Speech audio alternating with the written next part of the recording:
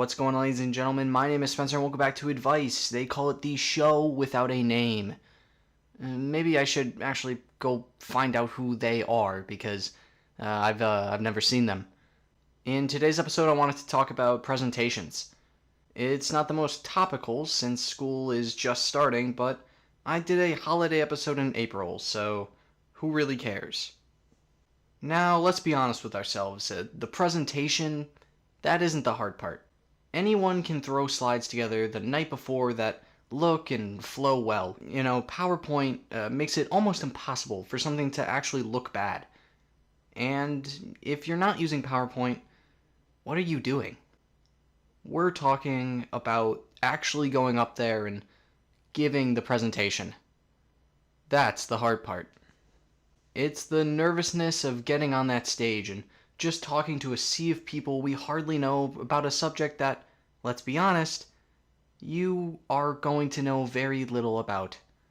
We feel self-conscious and we think we're being judged differently if we make a fool out of ourselves. And guess what? We make a fool out of ourselves by actively avoiding that.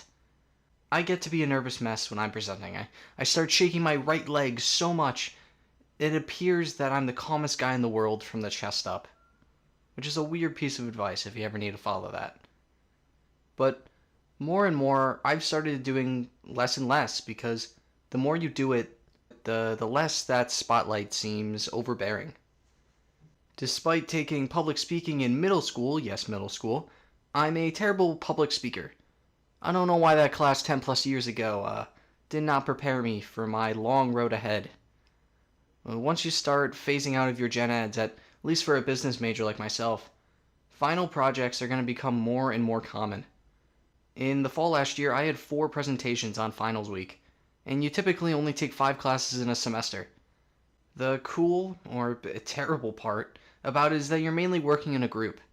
The positives about that are usually the workload doesn't feel overwhelming. You're allowed to delegate material out, and that will always make you feel calmer. And the glaring negative is that you don't have full control over the project, and someone who, let's be honest again, way more than one, is going to skimp out on their work. That will make you think that it's all up to you to finish the project, and you'll begin to beg people to show up and work on the project. To this, I would say, set a physical date by yourself and give it out to everyone. People are more likely to show up when they have a hard deadline.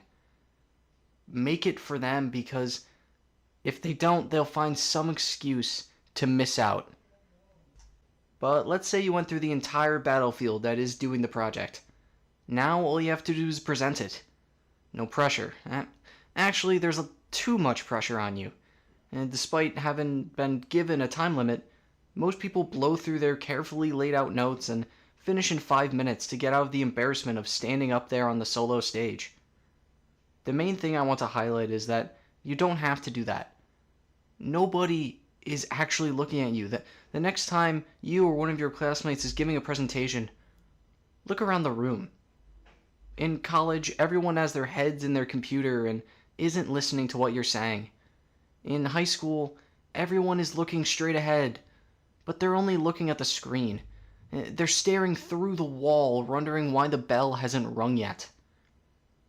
The only person who cares about what you're saying is the professor.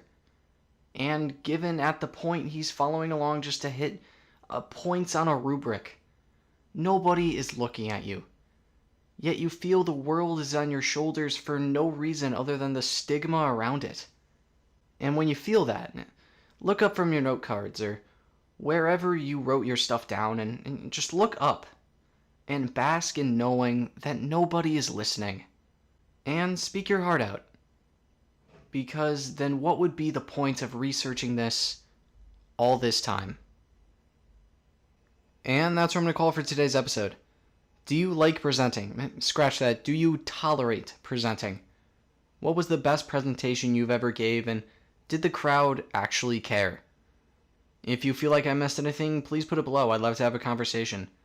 And if you want your questions answered, please email me at cobalttuxadvice@gmail.com for a nameless read. Thank you so much for watching. Don't overwhelm yourself, and I'll see you next time.